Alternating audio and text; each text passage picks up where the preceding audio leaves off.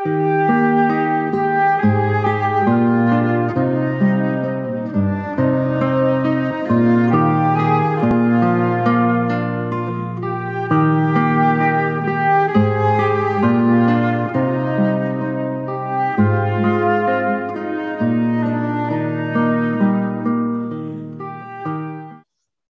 damai Tuhan kita Yesus Kristus selalu menyertai kita. Semoga kita semua dalam keadaan sehat walafiat.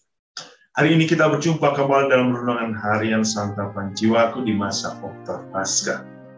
Dan bacaan yang akan kita renungkan hari ini adalah Yohanes bab 21 ayat 1 sampai 15. Mari kita mendengarkan firman Tuhan. Inilah Injil suci menurut Yohanes. Kemudian Yesus menampakkan diri lagi kepada murid-muridnya di pantai Danau Tiberias, dan ia menampakkan diri sebagai berikut. Di pantai itu berkumpul Simon Petrus, Thomas yang disebut Didimus, Nathanael dari Kana yang di Galilea, anak-anak Zebedeus dan dua orang muridnya yang lain. Kata Simon Petrus kepada mereka, "Aku pergi menangkap ikan." Dan mereka kepadanya, "Kami pergi juga dengan engkau." Mereka berangkat lalu naik ke perahu, tetapi malam itu mereka tidak menangkap apa. Ketika hari mulai siang, Yesus berdiri di pantai. Akan tetapi murid-murid itu tidak tahu bahwa itu adalah Yesus. Kata Yesus kepada mereka, "Hai anak-anak, adakah kamu mempunyai lauk pauk?" Jawab mereka, "Tidak ada." Maka kata Yesus kepada mereka, "Tebarkanlah jalamu di sebelah kanan perahu, maka akan kamu peroleh." Lalu mereka menebarkannya, dan mereka tidak dapat menariknya lagi karena banyaknya ikan. Maka murid yang dikasihi Yesus itu berkata kepada Petrus, "Itu Tuhan." Ketika Petrus mendengar bahwa itu adalah Tuhan, maka ia mengenakan pakaiannya, sebab ia tidak berpakaian, lalu terjun ke dalam danau. Murid-murid yang lain datang dengan perahu, karena mereka tidak jauh dari darat, hanya kira-kira 200 hasta saja, dan mereka menghela jala yang penuh ikan itu. Ketika mereka tiba di darat, mereka melihat api arang dan di atasnya ikan dan roti. Kata Yesus kepada mereka, "Bawalah beberapa ikan yang baru kamu tangkap itu." Simon Petrus naik ke perahu lalu menghela jala itu ke darat. Penuh ikan-ikan besar, 153 ekor banyaknya. Dan sungguh pun sebanyak itu jala itu tidak goyah. Kata Yesus kepada mereka, "Marilah dan sarapanlah." Tidak ada di antara murid-murid itu yang berani bertanya kepadanya, "Siapakah engkau?" Sebab mereka tahu bahwa ia adalah Tuhan. Yesus maju ke depan, mengambil roti dan memberikannya kepada mereka. Demikian juga ikan itu.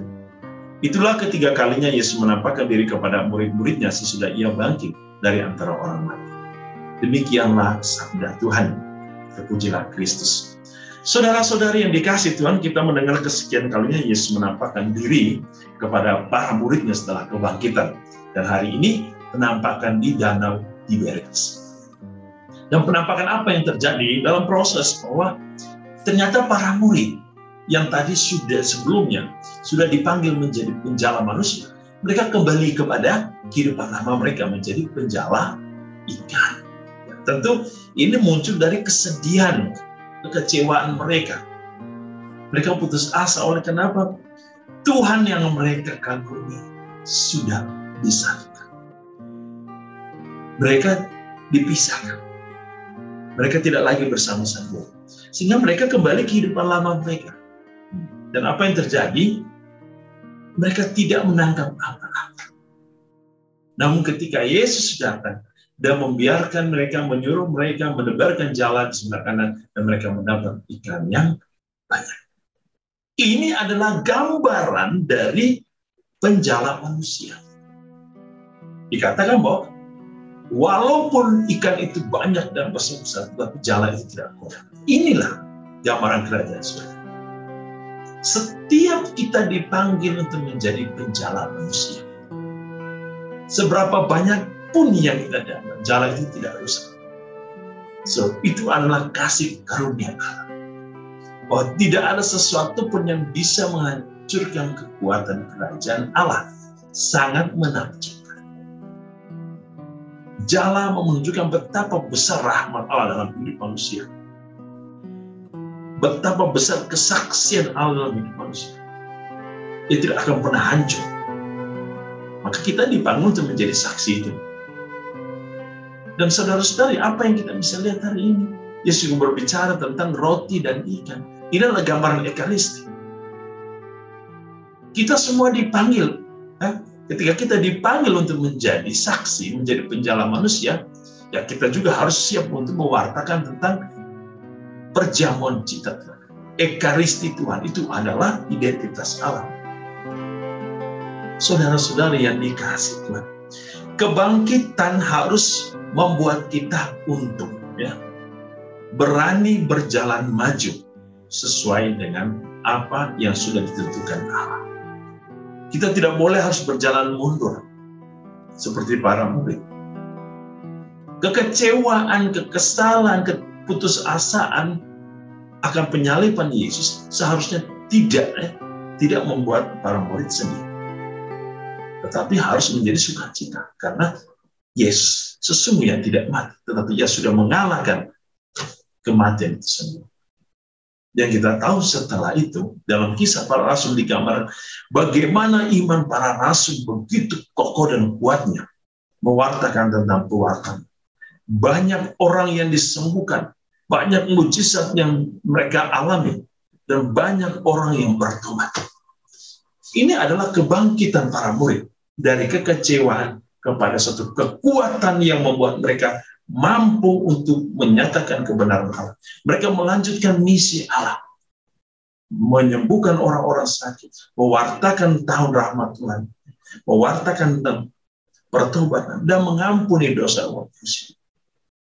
Kasih karunia dan berkat anugerah yang diterima oleh para murid dari Allah terus menjadi bagian dari kesaksian hidup kerajaan Allah.